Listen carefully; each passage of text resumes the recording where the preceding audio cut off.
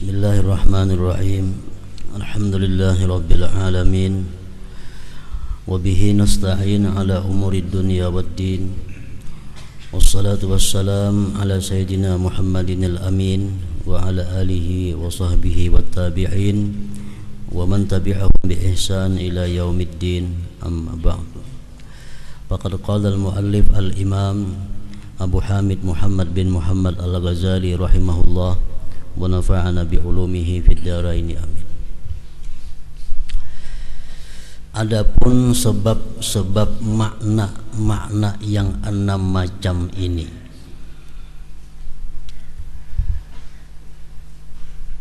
pada minggu yang telah lalu kita membicarakan bahwa khusyuk itu adalah merupakan himpunan daripada 6 perkara. Artinya apabila di dalam sembahyang kita itu ada terhimpun 6 perkara itu, maka sembahyang kita disebut khusyuk. Pertama, hudurul qalbi. Yang kedua, tafahum, paham. Yang ketiga, ta'zim. Yang keempat, haibah. Yang kelima, raja. Yang keenam, haya, malu.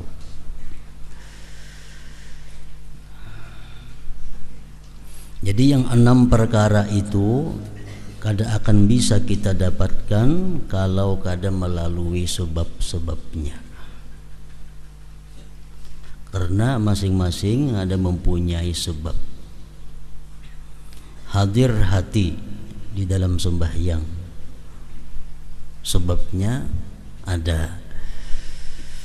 Nah, di sini Imam Ghazali melanjutkan pembicaraan yang terdahulu tentang sebab-sebab makna-makna yang 6 macam ini. Maka ketahuilah bahwa sebab hadirnya hati adalah keinginan, himmah. Dalam bahasa kitabnya disebut himmah. Dengan adanya keinginan, maka hati kita hadir. Sebab hadirnya hati adalah keinginan. Sesungguhnya hatimu itu mengikuti keinginanmu. Hati kita mengikuti apa yang kita inginkan, apa yang kita idam-idamkan, apa yang kita pentingkan. Maka hati itu tidak hadir, artinya tidak mengingat. Hati tidak mengingat kecuali pada sesuatu yang kamu inginkan.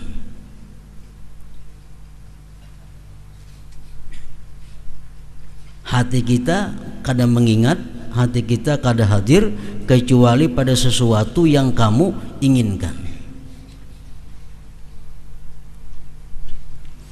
Maka manakala sesuatu urusan menjadi keinginanmu, maka hadirlah hati padanya, maka ingatlah hati padanya. Ia kehendaki atau ia enggan, mau kada mau, artinya hati kita itu mengikuti apa yang kita inginkan, mau kada mau.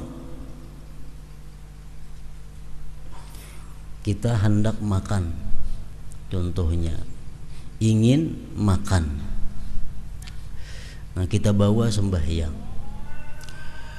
Kita bawa sembahyang, pasti hati kita itu ingat makan. Kenapa? Karena keinginan kita hendak makan. Kita alihkan, tabulik pulang hendak makannya. Kita alihkan pulang hati, tabulik lagi hendak makan. Nah itu orang nang hendak makan. Orang hendak kawin sama, pikirannya pasti kawin. Dialihkan ke lain, tabulik pulang kena kasih itu. Kalau kau diubah-ubah, itu sudah tabiatnya, mau kada mau. Itulah hati manusia. Ia ditabiatkan, hati itu ditabiatkan atas demikian itu dan ditundukkan padanya. Hati sudah diciptakan Allah, demikian peraturannya. Selalu ingat apa yang diingin, selalu ingat apa yang dikehendaki, selalu ingat apa yang diidam-idamkan.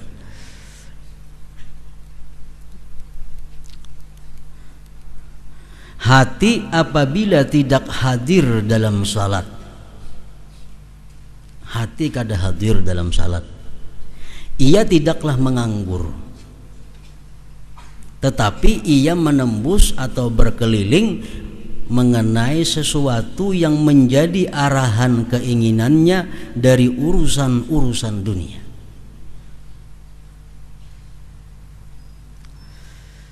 Nah, jadi sebab hati itu bisa hadir, keinginan. Karena hati kadang-kala terlepas daripada keinginan. Apa yang kita inginkan, hati ingat. Apa yang kita idamkan, hati ingat. Nah, jadi sebab hadirnya itu hati adalah keinginan. Maka tidak ada cara dan pengobatan bagi penghadiran hati kecuali dengan memalingkan keinginan kepada salat.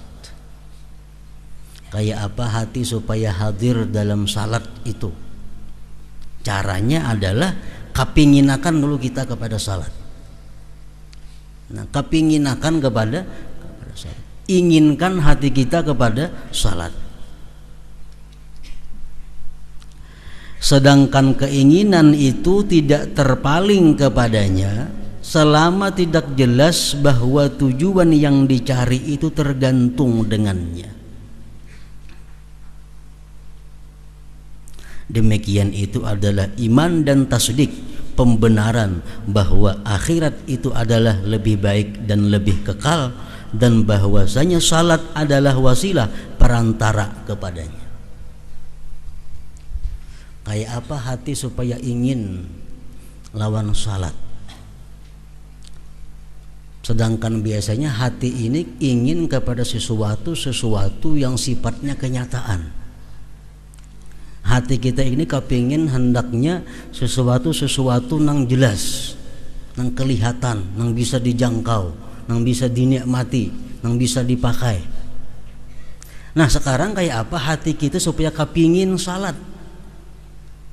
Nah, itu membutuhkan iman dan yakin. Maka nah, apa yang diimani, nah apa yang diyakini bahwa surga itu lebih baik daripada dunia dan tidak bisa ke surga kecuali salat. Nah, itu jalannya.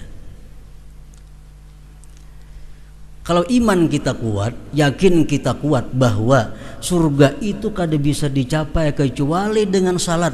Nah, maka diri kita kepingin kepada salat. Bila kita kepingin kepada salat, bisa menghadirkan hati di dalam salat. Selama kita masih berpikir bahwa keadaan dunia ini lebih menggiurkan daripada keadaan akhirat, selama kita masih berpikir bahwa duit 100.000 itu berharga daripada surga, kita kada akan bisa menghadirkan salat di dalam hati kita waktu salat itu. Nah, ini membutuhkan iman dan keyakinan. Jadi kita kaji dahulu apa gunanya salat, supaya kita ini bujur-bujur kepingin lawan salat itu. Nah, kita kaji tentang salat. Umpamanya ada hadis yang mengatakan as-salat imaduddin, sembahyang tiang agama. Barang siapa sembahyang berarti mendirikan agama. Siapa kada sembahyang berarti hadamat din, merubuhkan agama. Itu pentingnya salat. Ada lagi hadis yang mengatakan barang siapa nanti di akhirat salatnya diterima oleh Allah, amalan yang lainnya ikut diterima. Kalau salatnya tidak diterima oleh Allah, yang lainnya pun rubuh. Kita kaji tentang gunanya salat, tentang pentingnya salat, supaya hati kita ini ingin dengan salat itu. Bila hati kita ingin dengan salat, bisa kita hadir hati di dalam salat itu. Nah, itu membutuhkan iman, keyakinan tadi. Lain kayak makanan. Nah, makanan itu terasa nyamannya, terasa manisnya, terasa lezatnya, kita kepingin. Nah, lalu kita hendak makan karena kita sudah tahu, sudah jelas makanan itu nyaman, menghilangkan lapar dan sebagainya. Lalu hati kita hadir kepada makanan itu. Nah, sedangkan sembahyang ini kenikmatannya di akhirat kayaknya. Maka itu perlu keyakinan dan iman tadi. Kalau kita takut dengan neraka dan kita hendak bujur-bujur masuk surga, sedangkan masuk surga kada bisa dicapai kalau kita kada salat, nah maka kita bisa salat. Karena kunci surga adalah salat. Kunci surga adalah sembahyang. Kalau kita yakin demikian, otomatis kita kepingin lawan salat itu, rindu kepada salat itu. Apabila hal ini disandarkan kepada hakikat pengetahuan tentang kehinaan dunia dan kepentingan-kepentingannya, maka dari secara keseluruhan tercapailah kehadiran hati di dalam salat. Kalau kita sudah bisa meletakkan bahwa akhirat itu lebih daripada dunia, lebih mulia, lebih kekal, lebih lezat, lebih segala-galanya daripada dunia, itu sudah jadi keyakinan kita, tercapailah kehadiran hati di dalam salat itu.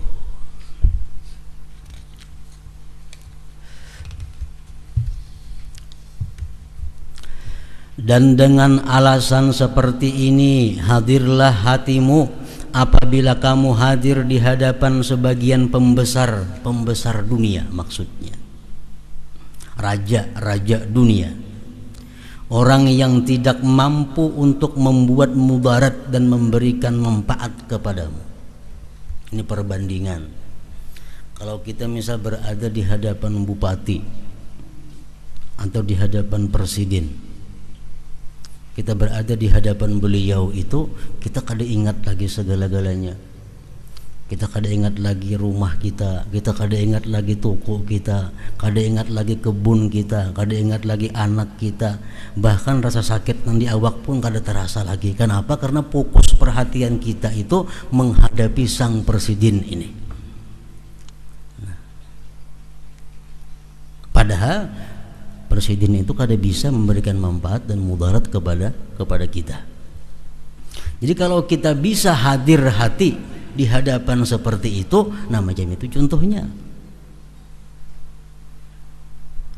Apabila seorang hamba tidak dapat hadir hatinya ketika munajat dengan maharaja dari seluruh raja-raja yang di tangannya kerajaan bumi dan kerajaan langit, mulki dan malakut, kemanfaatan dan kemudaratan, maka janganlah kamu mengira bahwa itu mempunyai sebab selain lemahnya iman. Kalau kita di hadapan pembesar dunia, duduk di hadapan sidin, kita bisa melupakan segala-galanya karena hati kita hadir di hadapan presiden. Begitu kita sembahyang, hati kita kada hadir bersama Allah. Hati kita ingat macam-macam. Kada ada sebab lain itu melainkan lemahnya iman. Lemahnya iman. Nah, jelas sudah penyakitnya itu berarti. Maka bersungguh-sungguhlah sekarang dalam menguatkan iman itu. Dan jalannya dikupas secara luas pada selain tempat ini, di bab lain. Kayak apa caranya menguatkan keimanan kepada Allah Subhanahu wa taala, bahwa Allah itu yadurru wa yanfa. Allah memudaratkan, Allah bisa memberikan manfaat dan sebagainya. Nah, itu yang pertama, hadir hati. Jadi hadir hati timbul dari keinginan. Itu sebabnya hati kita hadir adalah keinginan. Apa keinginan kita, disitulah hati kita hadir. Apa keinginan kita, disitulah hati kita adanya. Yang kedua di antara 6 perkara itu adalah tafahum, pemahaman. Nah, jadi kalau kita sudah bisa hadir dalam sembahyang itu, artinya mulut kita, anggota kita bersama-sama dengan hati kita, berarti kita sudah dapat sudus minal khusyuk, 1/6 daripada khusyuk. Padahal kita belum tahu lagi artinya, belum tahu lagi tafsirnya, belum tahu maknanya. Cuma kita selalu hadir hati bersama mulut dan anggota. Masuk dah 1/6 khusyuk kita. Wajjahtu wajhiya lilladzi fatara as-samawati wal arda. Hati kita mengiringi tuh. Hati kita mengiringi mulut kita, atau mulut kita mengiringi hati kita. Hanifan musliman wa ma ana minal musyrikin. Inna salati wa nusuki wa mahyaya wa mamati lillahi rabbil alamin. Nah, hati kita macam itu juga. Jadi hati kita hadir di mana ucapan kita demikian. Kita mengucap Fatihah mulai bismillahirrahmanirrahim sampai waladhdallin, hati kita pun seperti itu. Kita ruku, hati kita sadar bahwa kita ini ruku mengagungkan Allah. Kita sujud, hati kita sadar kita sedang sujud. Nah, hati kita hadir macam itu sampai tuntung, berarti kita dapat 1/6 khusyuk. Walaupun kada tahu nang apa nang kita bacaan itu artinya, tapi kau menghadirkan dalam hati. Adapun pemahaman, tafahum, paham dengan apa yang kita baca, paham apa dengan kita ucap, maka sebabnya sesudah hadirnya hati adalah mengekalkan pikiran dan memusatkan hati untuk mengetahui makna. Kita kada akan bisa mempaham apa yang kita baca kalau kita belum hadir lagi hati. Jadi andaknya paham nih sesudah hadir hati. Kalau langsung kita mempaham apa yang kita baca, hati kita aja kada hadir dengan apa yang dibaca, kada kawa. Nah, jadi paham terhadap apa yang kita baca, kita ucap itu sesudah hadir dulu hati modalnya. Setelah hati kita hadir, supaya paham apa? Belajar mengetahui makna-makna. Belajar mengetahui makna-makna. Alhamdulillahirabbil alamin, artinya apa? Maknanya apa? Maliki yaumiddin, maknanya apa? Iyyaka na'budu wa iyyaka nasta'in, artinya apa? Sampai awal akhir sembahyang tahu kita maknanya. Nah, bila tahu kita sudah makna-maknanya itu, kita kawa mempaham laluan, kawa mengerti nang apa nang kita baca ini. Tapi itu imbah hadir hati. Maka pengobatannya adalah pengobatan penghadiran hati serta menghadapkan pikiran dan sungguh-sungguh menolak geritik-geritik hati. Kayak apa cara mengusahakan supaya kita bisa mempaham terhadap apa yang kita ucapkan ini? Sama dengan cara menghadirkan hati. Kayak apa tadi? Pengobatan untuk menolak geritik-geritik hati yang menyibukkan adalah memutuskan bahan-bahannya. Memutuskan bahan-bahannya, memutuskan bibit-bibitnya. Makanya itu ujar Nabi, kalau orang dihidangkan makanan, dia hendak makan, jangan sembahyang, makan dulu. Nah, makan itu apa? Memutuskan bibit-bibitnya. Karena belum kada makan, bibitnya itu ada, timbul geritik di hati keingatan makanan itu. Memutuskan bibit-bibitnya, bahan-bahannya. Hendak bakame sembahyang, amun dibawa sembahyang kena geritik hati, pasti bakame itu ada. Putuskan bibitnya di mana, kami akan dulu. Nah, itu saya maksudkan melepaskan diri dari sebab-sebab yang mana geritik-geritik itu tertarik kepadanya. Orang bisi kios sembahyang, timbul kena geritik hatiku, berusia barang kok diambil orang, berusia kena ada yang mencupit, ada yang mengambil. Nah, nang dulu sembahyang kunci kios tutup, hanya sembahyang itu memutuskan bibit ngarannya, supaya jangan ada keganangan, kehilangan dan sebagainya. Sepeda motor kah, sepeda kah, nak masjid sembahyang kunci sepedanya, itu memutuskan bibit, karena keingatan. Nah, karena berkunci tadi kendaraan, nah berusia ada orang, nah itu timbul geritik-geritik dalam hati yang mengganggu kekhusyuan sembahyang. Dan sesuatu yang mana bahan-bahan itu tidak terputus, maka geritik-geritik itu tidak berpaling. Bila bahannya masih ada, geritiknya kada akan mau hilang.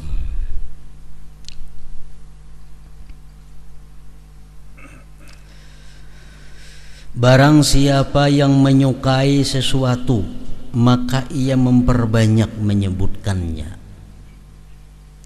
Menyebut orang yang dicintai itu secara pasti masuk ke hati. Menyebut Allah pasti masuk ke hati. Oleh karena itu kamu melihat orang yang mencintai selain Allah, salatnya itu tidak bersih dari geritik-geritik hati. Kalau masih ada orang, masih ada sesuatu selain Allah yang lebih kita cintai daripada Allah, geritik hati itu pasti ada. Nah, itu yang ketiga. Yang kedua lah, yang pertama tadi hadurul qalbi, hadir hati. Yang kedua memahami apa yang dibaca itu. Nah, kalau sudah kita hadir hati, kita kau memaham sudah makna-makna yang kita ucapkan itu, berarti kita dapat 2/6 daripada khusyuk tadi.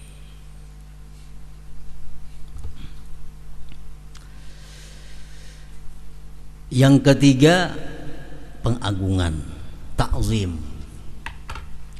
Kita mengucap alhamdulillahirabbil alamin, kada sama dengan kita mengucap terima kasih kepada kawan kita. Kada sama. Kawan kita memberikan kita sesuatu, kawan kita menolongi, terima kasih lah. Jangan sama dengan kita mengucap alhamdulillah. Kenapa? Karena kita mengucap alhamdulillah itu mesti disertai pengagungan Allah. Ada ta'zimnya. Nah, yang ketiga ta'zim, pengagungan. Orang sembahyang itu mesti ada ta'zimnya, pengagungan kepada Allah. Adapun pengagungan, maka itu adalah keadaan bagi hati yang timbul dari 2 ma'rifat, yaitu 1, ma'rifat mengenal kebesaran Allah Azza wa Jalla dan keagungannya. Itu termasuk pokok-pokok iman. Maka orang yang tidak mengiktikadkan keagungan Allah Azza wa Jalla, maka jiwa nafsu tidak tunduk untuk mengagungkannya. Kalau kita kadang mengakui Allah itu agung, maka kita kadang akan mengagungkan Allah.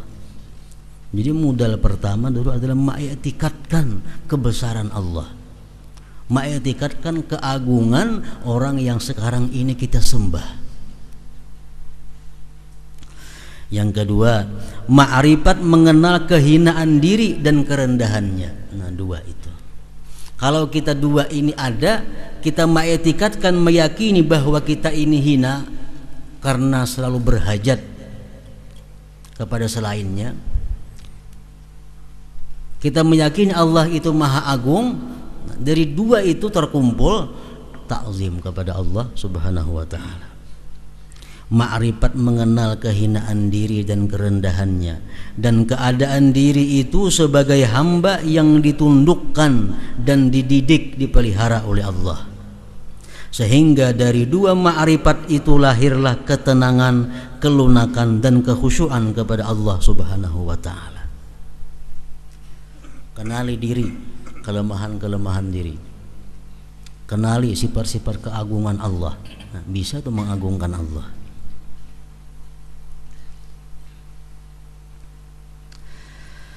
Lalu hal itu diungkapkan dengan ta'zim, pengagungan.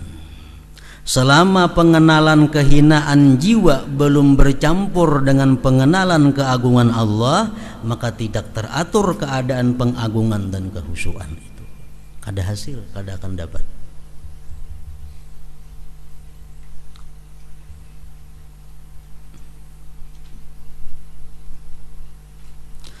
Sesungguhnya orang yang memandang dirinya tidak membutuhkan terhadap orang lain dan aman pada dirinya adalah boleh bahwa mengenal sifat-sifat keagungan dari orang lain, namun khusyuk dan mengagungkan tidaklah menjadi keadaannya. Kada kawa takzim. Orang yang merasakan dirinya cukup, orang yang merasakan dirinya mampu, orang yang merasakan dirinya kuat, walaupun dia mengetahui Allah itu agung, kada bisa mengagungkan Allah. Kenapa? Karena dia kada merasa berhajat kepada Allah. Tahu aja seorang ini, tahu aja bahwa Allah itu agung, Allah itu maha segala-galanya, tapi dirinya merasa kuat juga, dirinya merasa kaya, dirinya merasa berkuasa, dirinya merasa kada butuh orang siapa juga pun, mampu apa yang dia kehendaki terjadi. Nah, walaupun dia mengetikadkan Allah itu maha agung, tapi inya kada kau mengagungkan Allah. Kenapa? Karena dirinya merasa kada berhajat kepada Allah. Nah, kalau kita merasa diri kita ini hina, diri kita ini berhajat kepada Allah, kita tahu Allah punya sifat yang agung, nah di situ kawa kita mengagungkan Allah Subhanahu wa taala. Karena karinah yang lain, yaitu mengenal kehinaan diri dan berhajatnya, itu tidak menyertainya. Kada kau mengagungkan. Nah, jadi kita membaca Al-Quran lain dengan membaca surat-surat dunia, karena itu ada ta'zimnya. Quran ini kalam Allah, kalam Tuhan yang maha agung, sedangkan aku adalah makhluk yang serba kurang, serba hina. Jadi begitu membaca Al-Quran, ada ta'zimnya, ada mengagungkannya. Adapun haibah, nah yang keempat haibah dan khauf, takut, maka itu adalah keadaan diri yang timbul dari ma'rifat, mengenal kekuasaan Allah, kegagahan dan keterlaksanaan kehendaknya Allah padanya, serta kurangnya peduli Allah padanya. Allah kada peduli lawan kita. Kita hendak dimatikannya, hendak dimiskinkannya, hendak dijatuhkan, Allah kada peduli. Itu membuat kita takut lawan Allah. Dan sesungguhnya seandainya dia membinasakan orang-orang yang terdahulu dan orang-orang kemudian, niscaya tidak berkurang dari kerajaannya satu atom pun. Sekecil apapun kada berkurang kerajaan Allah. Andai kata bumi dimusnahkan oleh Allah, kada ada lagi orang di bumi nang sembahyang, nang berzikir, sedikit pun kada mengurangi kekuasaan Allah, kerajaan Allah.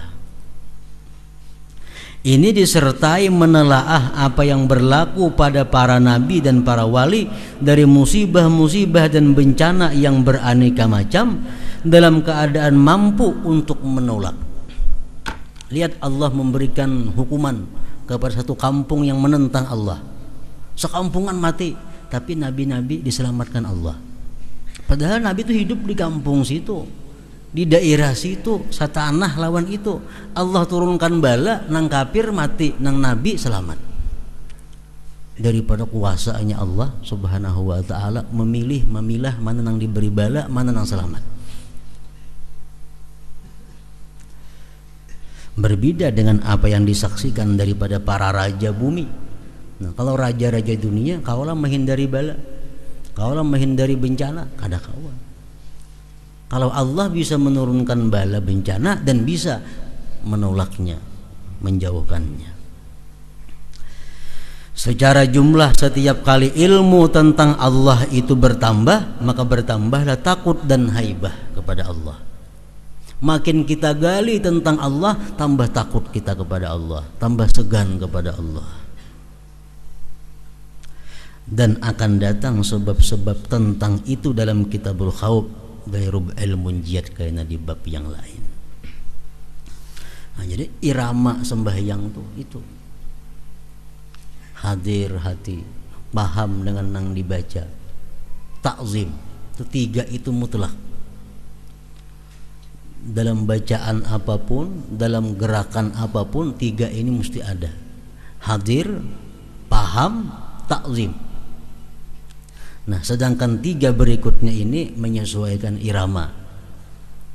Kalau nang kita ingat kepada Allah itu ada tentang kedahsyatannya, tentang gagah perkasanya, takut kita kepada Allah. Itu sesuai apa yang kita baca ayat-ayat Al-Quran dalam sembahyang itu.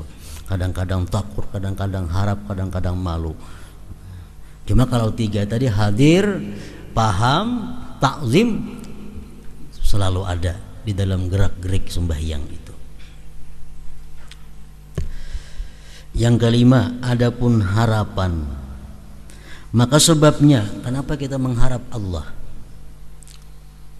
Sebabnya adalah mengenal lutfillah azza wa jalla, kemurahannya, kemarataan, kenikmatan yang dikaruniakannya. Kita kenal Allah itu memberikan nikmat kepada orang kafir, Allah memberikan nikmat kepada orang yang taat, Allah memberikan nikmat kepada orang yang durjana, Allah memberi nikmat kepada orang yang zalim. Kita yakini itu, kita bisa berharap, karena bandaya aku kada dapat nikmat. Nah, di situ ada harapan. Si kafir tuh jadi dapat nikmat, apalagi aku.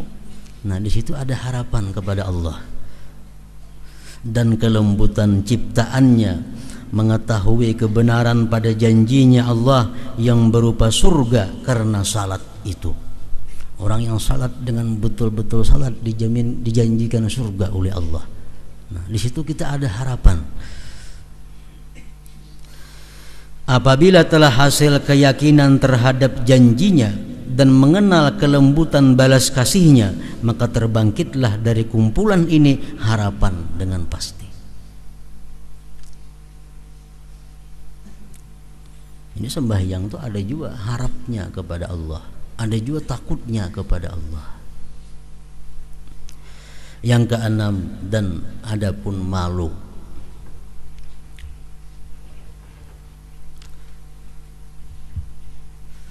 Malu ini paling tinggi derajatnya di antara takut, harap tadi, malu.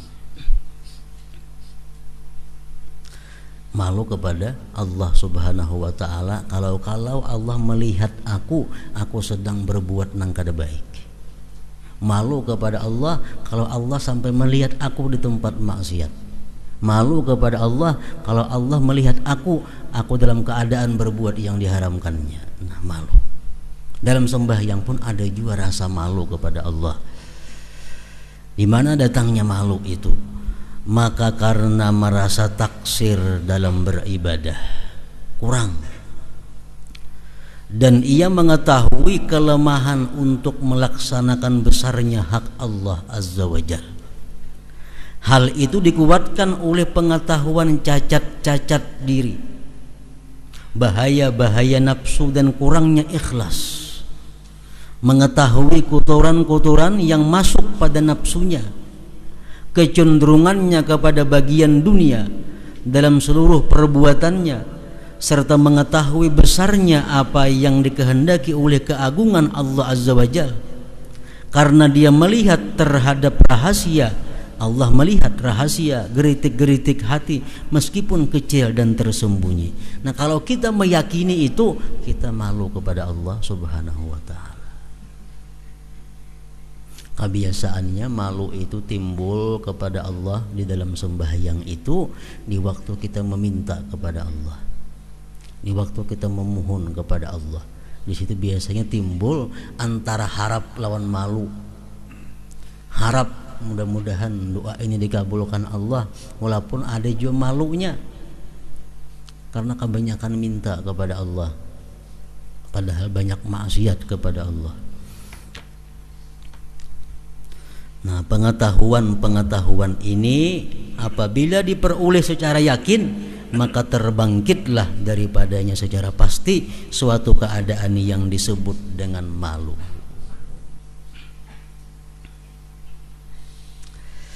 Nah, ini adalah sebab-sebab sifat-sifat ini nang 6 tadi.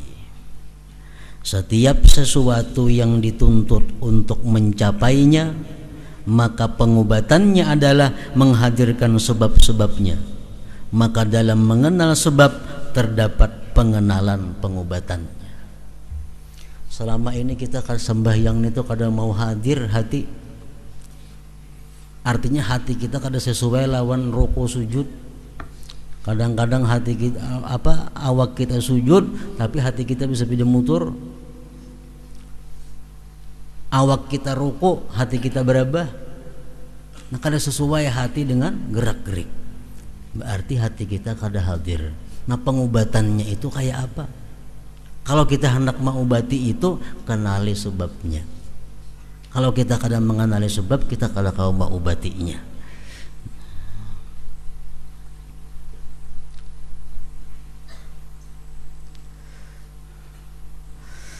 Ikatan seluruh sebab-sebab ini adalah iman dan yakin. Itu sentralnya di situ. Iman dan yakin. Kalau keyakinan dan keimanan yang kuat, mudah untuk segala sifat 6 perkara tadi.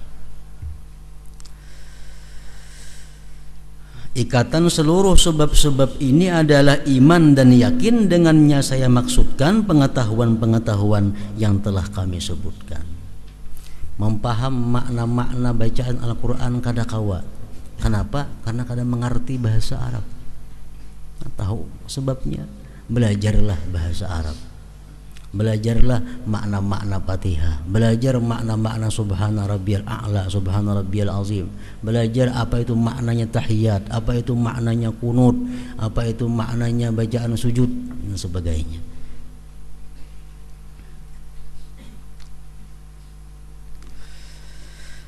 Pengertian keadaannya yakin adalah tidak adanya keraguan, dan pengetahuan-pengetahuan itu menguasai hati sebagaimana terdahulu pada penjelasan yakin dalam Kitabul Ilm. Dan dengan kadar keyakinan itu hati menjadi khusyuk. Itu kesimpulannya. Khusyuk kita dalam sembahyang sangat tergantung dengan keyakinan dan keimanan. Orang yang keimanan keyakinannya kuat, sembahyangnya khusyuknya kuat. Imannya yakinnya lemah, khusyuknya pun lemah. Oleh karena itu Aisyah radhiyallahu anha berkata, "Kana Rasulullah sallallahu alaihi wasallam yuhadditsuna wa nuhadditsuhu, fa idza hadaratis shalah ka'annahu lam ya'rifna wa lam na'rifhu."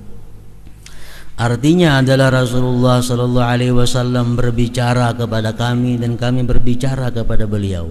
Bapandiran kami lawan Rasulullah. Ujar bini Sidin nih. Apabila datang salat, maka seolah-olah beliau tidak mengenal kami dan kami tidak mengenal beliau. Artinya kalau yang bapandiran Nabi kita tertawa, Nabi kita bagaya, Nabi kita takurihing, senyum.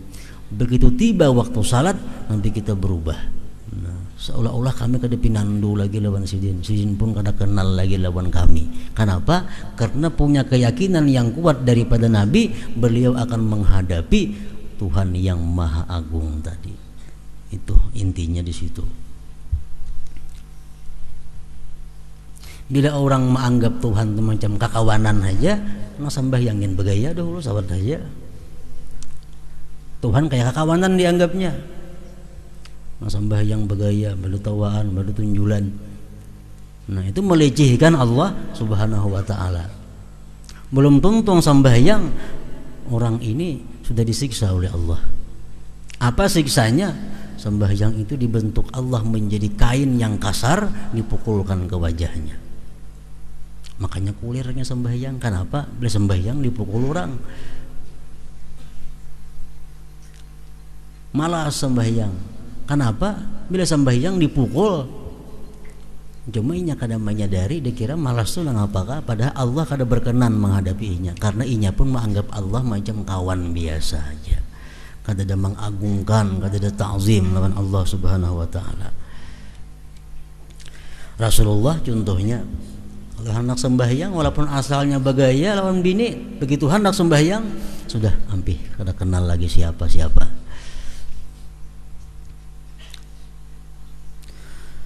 Dan telah diriwayatkan bahwasanya Allah Subhanahu wa taala mewahyukan kepada Musa alaihi salam, wahai Musa, apabila kamu menyebut aku, maka sebutlah aku sedangkan kamu tergerak anggota-anggota badanmu. Artinya, wahai Musa, kalau ikam menyebut namaku, hendaklah kamu itu takut kepadaku. Orang takut itu biasa menggetar awaknya. Nah,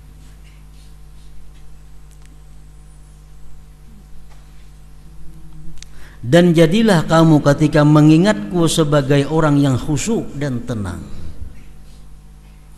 Kalau kita sedang mengingat Allah, kita jangan terburu-buru. Dan apabila kamu menyebut aku, maka jadikanlah lidahmu di balik hatimu.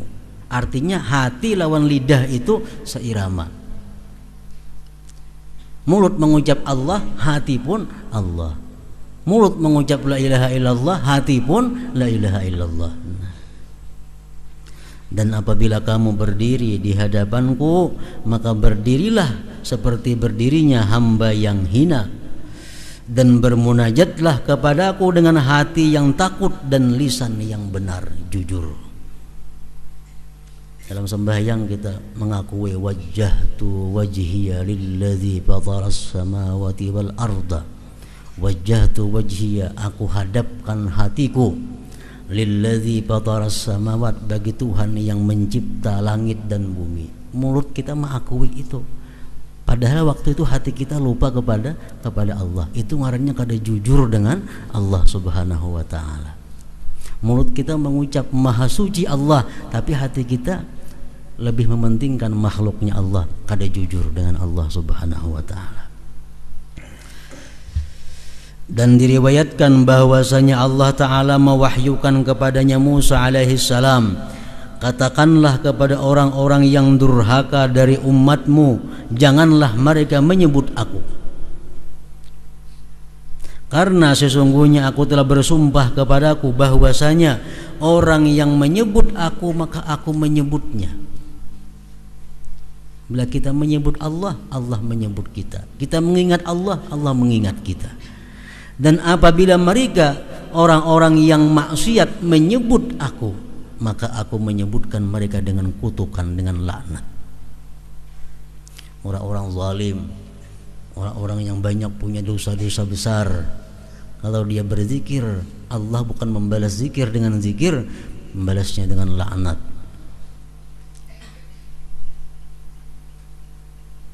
Ini pada orang yang maksiat, durhaka, yang tidak lalai, lupa pada menyebutnya.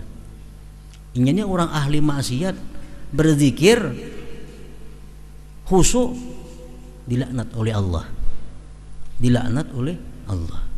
Maka bagaimanakah apabila berkumpul antara lalai dan durhaka? Maksiat sudah banyak kepada Allah, berzikirnya lalai pulang, kada kau dibayangkan lagi. Orang yang banyak dosa berzikir khusyuk, dilaknat oleh Allah. Apalagi mana banyak dosa, mana berzikirnya pulang lalai, maginnya lagi. Nah, maka itu dianjurkan sebelum kita berzikir suruh sembahyang dahulu. Sebelum berzikir beristighfar, minta ampun dahulu kepada Allah Subhanahu wa taala. Sebelum berzikir baca macam-macam bacaan supaya kita bisa menjadikan zikir itu sebagai modal untuk Allah mengingat kita dengan rahmatnya, bukan dengan laknatnya. Berbuat maksiat, la ilaha illallah, la ilaha ada maulid itu. Bersihi dahulu diri kita, hanya menyebut Allah, Allah pasti membalasnya dengan rahmatnya. Dengan perbedaan makna-makna yang telah kami sebutkan mengenai hati, maka terbagilah manusia kepada satu, orang lalai yang menyempurnakan salatnya. Salatnya sempurna tuntung, tapi hatinya lalai. Namun hatinya tidak hadir sejenak pun daripadanya. Yang kedua, orang yang menyempurnakan dan hatinya tidak gaib, tidak lalai sejenak pun. Bahkan terkadang ia pusatkan himmahnya, keinginannya padanya Allah. Sekira ia tidak merasakan apa yang berlaku di hadapannya. Daripada saking fokusnya dia kepada Allah, dia kadang menghiraukan lagi, kadang merasakan lagi apa yang berlaku di sekelilingnya. Oleh karena itu Muslim bin Yasar tidak merasakan runtuhnya tiang masjid di mana manusia berkumpul kepadanya. Perhatian sembahyang Muslim bin Yasar, salah seorang aulia Allah, sembahyang runtuh masjid, kada tahu. Dari saking fokusnya kepada salat itu. Dan sebagian dari mereka menghadiri jamaah sesaat, namun ia tidak mengetahui sama sekali orang yang di sebelah kanan dan kirinya. Masjid umpar sembahyang berjamaah, siapa dihiga ada tahu. Kenapa? Karena pikiran bukan kepada orang yang dihiga kiri kanannya. Ini kada hafal sama masjidan, orang di masjid di mana? Nah.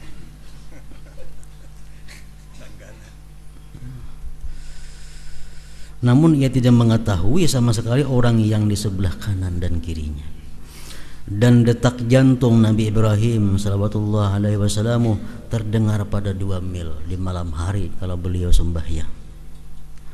Dan sekelompok orang itu pucat wajah mereka dan gemetar pada waktu sembahyang itu. Tergantung kekhusyuannya, keyakinannya kepada Allah Subhanahu wa taala. Nah, seluruhnya itu dipandang tidak jauh, artinya mungkin aja terjadi. Ya Muslim bin Yasar sembahyang rubuh kada tahu, itu bukan mustahil. Kayak maulah kayak itu, bukan kayak itu pasti mau. Seluruhnya itu dipandang tidak jauh. Sesungguhnya kelipatan itu disaksikan pada himmah-himmah ahli dunia dan takutnya kepada raja-raja dunia, serta keadaan lemahnya mereka dan rendahnya bagian-bagian yang diperoleh dari mereka. Raja-raja dunia nih, amun kita menghadap sidin, berapa ada diberi sidin kita, berapa ada digaji sidin. Tapi kalau kita berhadapan sidin, kadang-kadang kita hadirnya luar biasa. Sehingga seorang masuk kepada raja atau menteri dan ia mengatakan kepadanya akan kepentingannya, ulun presiden perlu kepada pian ini ya depan presiden nih. Kemudian ia keluar kantor presiden. Seandainya ia ditanya tentang orang yang di sekeliling presiden atau tentang pakaian raja, niscaya ia tidak mampu untuk memberitakannya. Siapa-siapa di dalam kantor teh aku kada tahu lagi nah, kada perhatiakan. Presiden teh baju napa? Kada perhatiakan juga aku. Daripada saking fokusnya bapandir lawan sang presiden tadi. Itu mungkin terjadi. Kenapa? Karena kesibukan himmahnya, keinginannya dengan raja itu. Bukan pakaian raja yang dipandangnya dan bukan hadirin di sekitarnya. Itu banyak kita. Saking asiknya kita memikirkan sesuatu nang lewat di hadapan kita kada tahu siapa tadi. Padahal orang nang serumah kada tahu, daripada saking malamun tuh asiknya memikirkan nang apa kan dipikirkan. Itu bisa terjadi. Maka itu juga orang sembahyang nang macam tadi, saking fokusnya hati kepada Allah Subhanahu wa taala. Maka bagian masing-masing orang dari salatnya adalah menurut kadar takutnya, khusyuknya dan pengagungannya. Sesungguhnya tempat pandangan Allah yang maha suci adalah hati, bukan zahir gerakan-gerakannya. Oleh karena itu sebagian sahabat radhiyallahu anhum berkata, manusia akan dikumpulkan pada hari kiamat menurut perasaan perilaku mereka dalam salat dan ketenangan dan keheningan, dan dari adanya kenikmatan dan kelezatan dengan salat itu. Di padang mahsyar panasnya luar biasa, paluh manusia sampai banjir. Orang-orang nang salatnya tenang, salatnya khusyuk, salatnya nikmat, di padang mahsyar akan menemui seperti itu kenikmatan, kelezatan dan kemudahan. Jadi kayak apa kita kayaknya di padang mahsyar tergantung kayak apa sembahyang kita di dalam dunia ini. Kalau dalam dunia sembahyang kita nyaman, dalam dunia sembahyang kita tenang, di padang mahsyar pun kita macam itu. Itu cerminannya, ujar para sahabat Nabi kita. Sungguh kata-kata sahabat itu benar, karena setiap orang itu dikumpulkan atas sesuatu yang ia mati padanya, dan ia meninggal atas sesuatu yang mana ia hidup padanya. Dalam keadaan itu dipelihara keadaan hatinya, bukan keadaan orangnya. Dari sifat-sifat hati dibentuklah gambaran di negeri akhirat. Dan tidaklah selamat di akhirat itu kecuali orang yang datang kepada Allah dengan hati yang selamat. Kita mohon kepada Allah akan baiknya pertolongan dengan balas kasih dan kemurahannya, amin ya rabbal alamin. Kemudian penjelasan tentang obat yang berguna dalam menghadirkan hati. Kayak apa caranya supaya hati kita bisa hadir dalam sembahyang itu.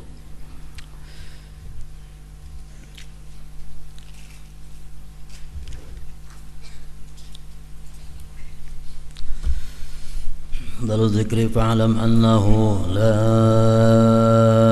ilaha illallah Muhammadur Rasulullah, la ilaha illallah Muhammadur Rasulullah, la ilaha illallah Muhammadur Rasulullah, la ilaha illallah, la ilaha illallah, la ilaha illallah, la ilaha illallah, la ilaha illallah.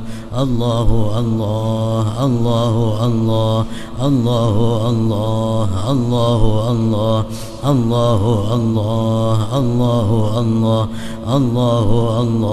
Allahu Allah, Allahu Allah, Allahu Allah, Allahu Allah, Allahu Allah, Allahu Allah, la ilaha illallah Muhammadur Rasulullah, la ilaha illallah Muhammadur Rasulullah, la ilaha illallah Muhammadur Rasulullah, la ilaha illallah.